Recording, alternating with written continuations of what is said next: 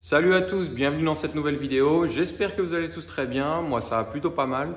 Je suis désolé si ça résonne un petit peu. Je suis dans le garage, j'ai une petite chose à vous montrer. Voilà. Alors, si c'est la première de mes vidéos que vous voyez, je m'appelle Valentin. Je suis français, expatrié aux États-Unis. J'habite en Pennsylvanie, pour être exact, à côté d'Harrisburg, la capitale. Donc, c'est sur la côte est. Voilà. C'est fini. Cette petite introduction, on va rentrer dans le vif du sujet. J'ai acheté un nouveau véhicule. Bon, de toute façon, vous l'avez vu dans le titre, la miniature, je suppose. Donc, j'ai acheté un nouveau véhicule. Je pense que j'ai pas grand chose à dire à part vous le montrer. C'est parti.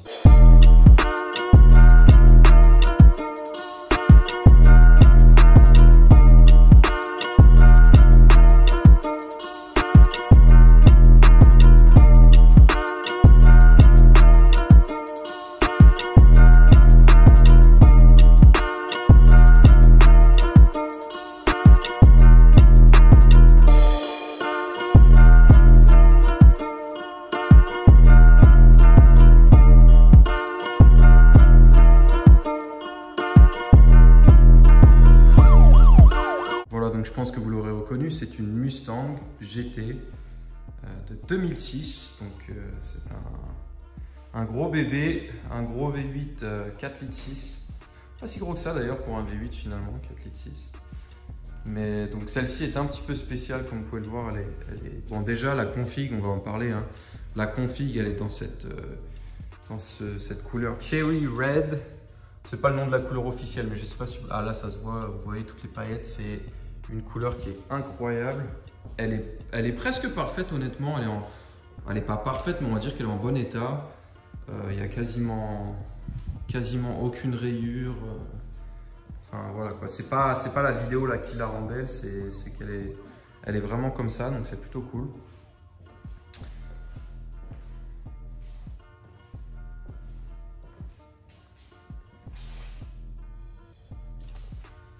Elle a des grosses jantes noires comme ça, toutes neuves, les freins plutôt récents. Les jantes, c'est des Ferrada, je ne sais pas ce que c'est. Elles sont sympas. Des gros pneus en 285 40 ZR19, donc c'est pas aussi gros que ce que j'avais sur la Corvette, mais c'est quand même pas mal. Les jupes comme ça. Elle a donc tous les éléments en noir. Il n'y a quasiment pas de chrome à part la calandre qui va sûrement passer en noir. On a du coup le petit aileron noir mat et le petit, je sais pas comment on appelle ça, mais le petit truc un peu agressif à l'arrière. Elle est complète, ligne complète, full tube, sur mesure, et il y a juste les sorties Roush. Roush, si vous savez pas, c'est le genre le pôle préparation de Ford, un peu comme AMG pour Mercedes, et enfin pour les Mustangs en tout cas. Et donc elle a une ligne complète sur mesure. Elle a juste les embouts et le X-pipe au milieu Roush d'origine. Voilà. Ça c'est en noir. Voilà, le petit béquet noir mat. Elle a les grosses ouïes sur les côtés comme ça. Les roues à fleur de carrosserie, c'est magnifique. À l'avant, donc on a les deux ronds qui, je pense, c'est pour rappeler les phares type rallye là. Voilà. Putain, encore une fois cette peinture qui est incroyable. Elle est vraiment belle. L'ancien propriétaire là m'a donné les ouïes comme ça là, qui se mettent, alors celle-là c'est celle de l'autre côté, qui se mettent comme ça c'est normalement sur les California Special et tout ça. Ça peut faire stylé, mais bon là c'est dégueulasse hein, évidemment, mais faudra que je vois si je les mets ou pas, mais bon je pense que pour le moment ça va rester comme ça. Là, pourquoi on a le volant d'origine? Parce que je vais vous montrer l'intérieur maintenant du coup. Voilà, donc on est en full cuir électrique et tout ça. Bon, j'ai pas nettoyé l'intérieur de la voiture, hein. Je suis désolé, mais je vous montre ça comme ça. Du coup, les Mustangs, c'est toujours des 4 places. Hein. Donc, enfin, 4 places, voilà, faut pas être trop grand derrière. Mais voilà, le siège est reculé à fond. Mais bon, c'est des petites places, on va dire. Je vais remettre ça comme il faut. Je vais monter dedans. Du coup, voilà, on a des petits rangements. On a une petite radio qui est pas d'origine. Là, il manque la boîte à gants, c'est pareil. Elle est là-bas. Je sais pas pourquoi il a enlevé ce con, tout ça pour faire passer un câble. Du coup, un truc qui est bien, c'est qu'il y a l'Apple CarPlay. Alors, on remarque le câble qu'il m'a laissé, ça va. Il est sympa. Bon, je pense que ça, vous l'avez vu. Petit volant quick release, donc il suffit de tirer sur les deux, on dirait des palettes, mais c'est pas les palettes, hein. Mais c'est pour enlever le volant. On a le klaxon là qui n'est pas branché. Petit volant Momo avec carbone et tout, franchement c'est bien fait. Il a rajouté des petits, petites enceintes là, minables. Là, du coup,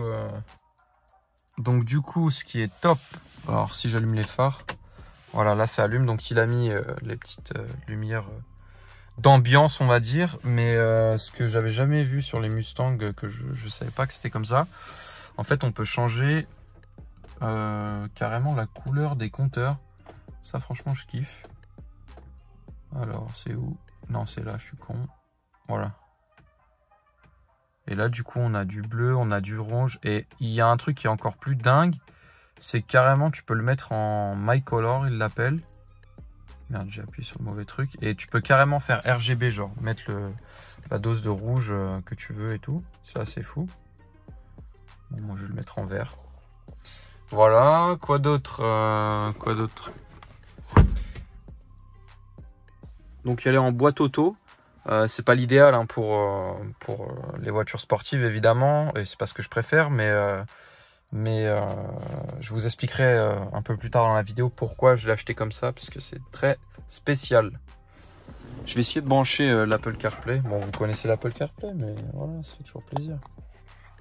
Voilà, donc franchement, j'étais super étonné de pouvoir avoir le CarPlay sur cette voiture. Ça fait toujours plaisir. Voilà, on a l'iPhone avec toutes les applis.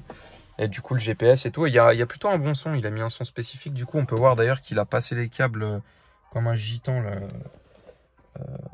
Ça, c'est des câbles audio. Ça, il y en a un de chaque côté là. Donc ça, il faut que je les foute sous la moquette. Mais voilà. Du coup, la voiture est sur combiné fileté, ce qui est plutôt cool. Du coup, réglable en hauteur et en dureté juste ici. Donc là, ça c'était une bonne surprise. Là, on voit bien la couleur. Ah, je suis désolé, ça fait 100 fois que je vous montre la couleur, mais même en vidéo, ça rend pas aussi bien qu'en vrai. C'est assez incroyable. Donc voilà le beau bébé, tout propre. Donc là, du coup, comme je l'ai dit, on est sur un 4,6 litres V8 Ford, évidemment. On a une petite admission air froid, air raid, avec, alors à l'intérieur, il y avait des petits stickers KNN, mais je suis pas sûr que le filtre soit un KNN.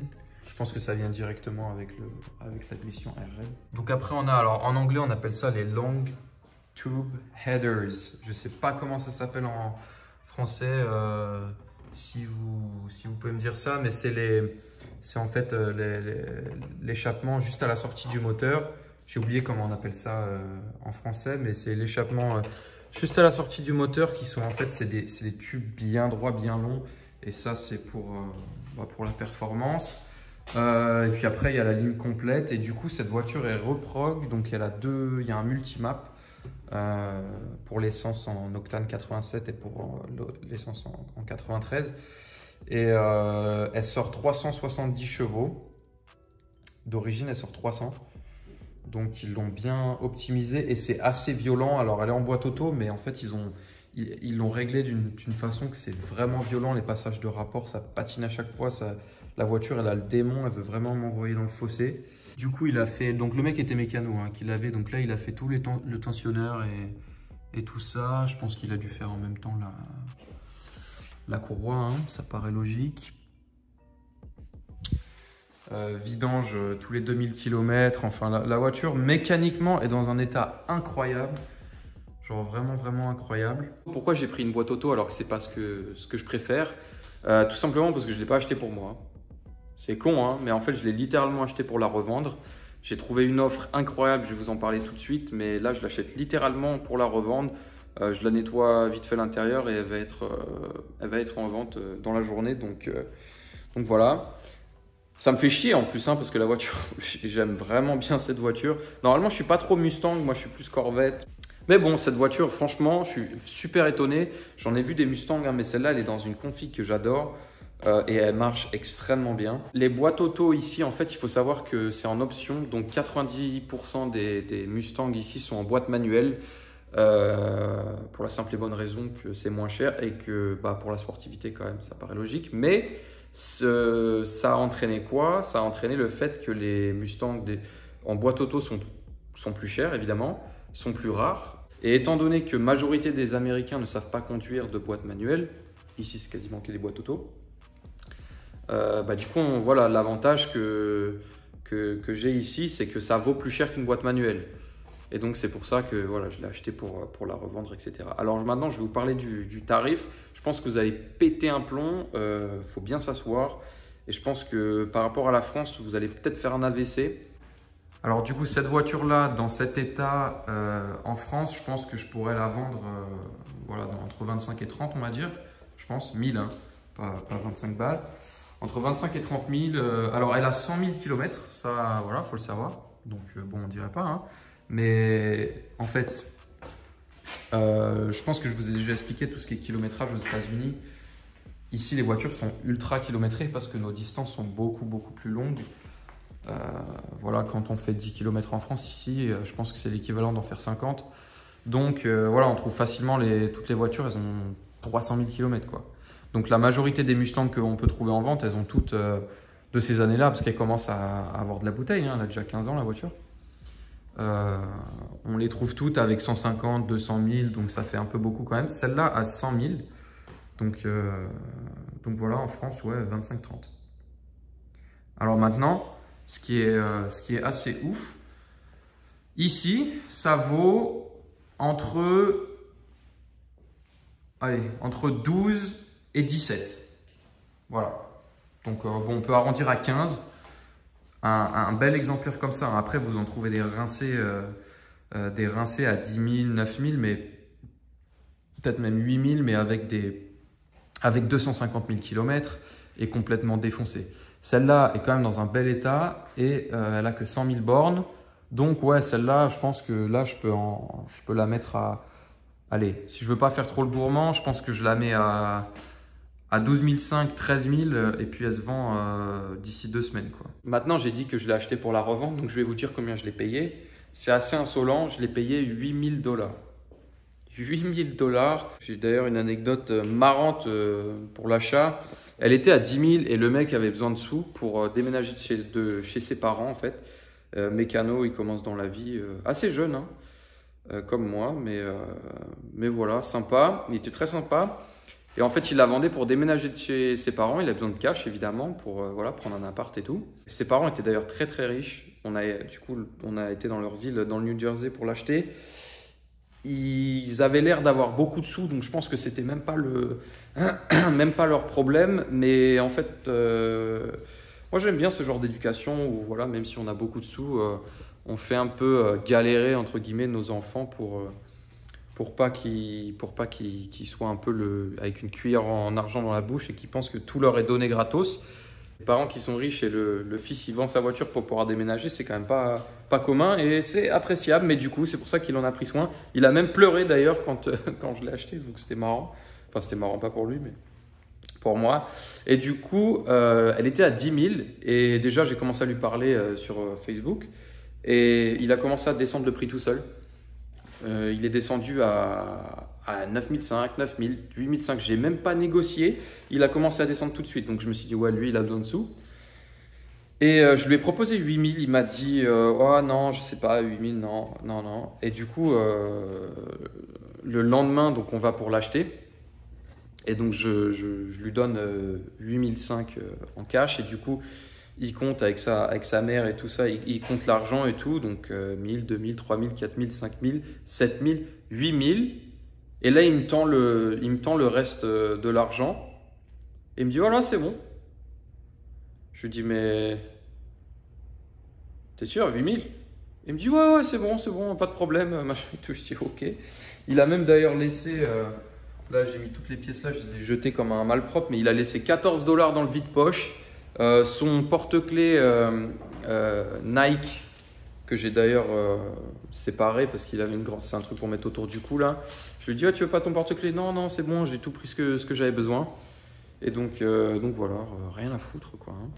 Et il m'a donné du coup en fait toutes les pièces pour remettre un peu la voiture d'origine. J'ai la boîte à air, j'ai la boîte à gants, le volant, les petits ouïes là. Il m'a donné aussi, qui est pas mal, un truc diagnostic OBD, donc pour mettre les reprog et tout, qu'on peut brancher à l'ordi, ça c'est top. Bon, il y avait ces trucs là autour du levier de vitesse, je l'ai enlevé, ça me faisait chier. Il m'a donné d'autres trucs, il y a des câbles, il y a toutes sortes de visseries, etc.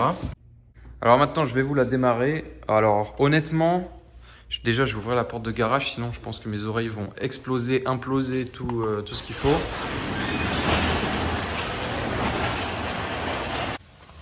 Alors honnêtement, je sais très bien que le son ne rendra pas comme c'est en vrai, malheureusement, mais bon. J'espère que vous pourrez quand même entendre la violence de ce V8.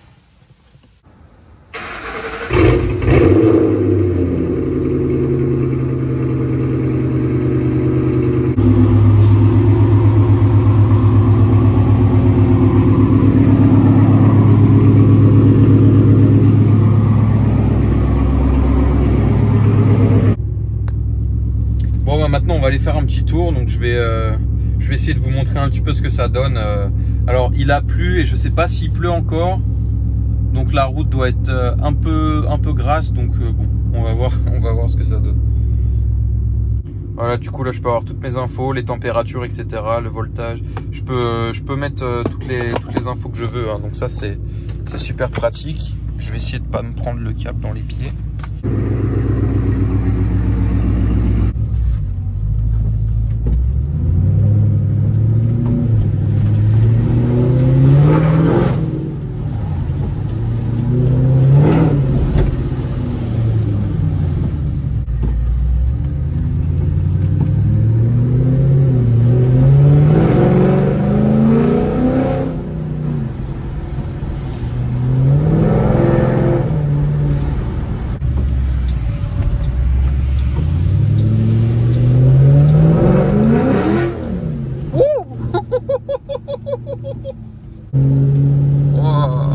Ah non, là sous la pluie, et encore il y a le traction control qui est activé, hein. Sinon là ça serait la merde.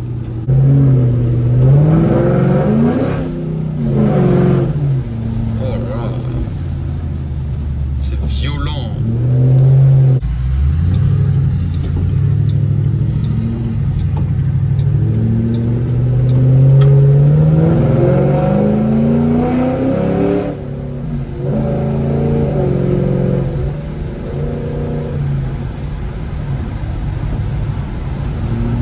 Pas trop envie de me tuer quand même sous la pluie là, donc j'y vais mollo.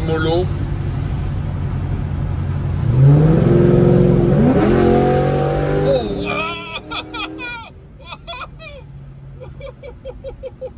Ah oui, non.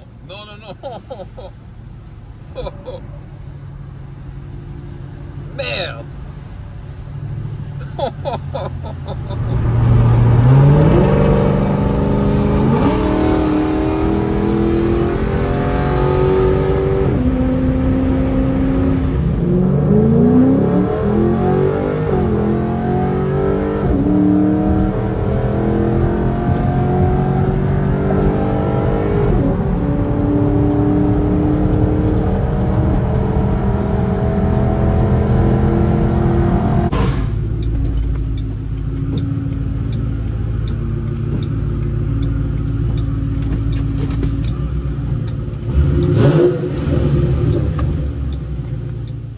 Bon voilà, c'est tout pour cette petite vidéo les amis, j'espère que ça vous aura plu. Franchement, conduire une voiture comme ça vous met juste la banane, enfin en tout cas moi, donc c'est pour ça que j'aime ça. Mais bon, sous la pluie évidemment on peut pas exploiter, hein, mais je l'ai conduit sur le sec, c'est une vraie dinguerie, ça marche vraiment fort, plus que je l'aurais cru. Et ce son vraiment incroyable, la boîte la reprop qu'ils ont fait, c'est extrême, ça te... Non bref. J'espère que ça vous aura plu. Restez branchés pour de nouvelles vidéos. Merci d'avoir regardé. N'hésitez pas à vous abonner, à mettre un petit pouce bleu et puis activer vos cloches des notifications pour être au courant quand je poste des vidéos. N'hésitez pas à aller checker mes autres vidéos aussi si ça vous fait plaisir. Et puis voilà, à la prochaine. Ciao, ciao.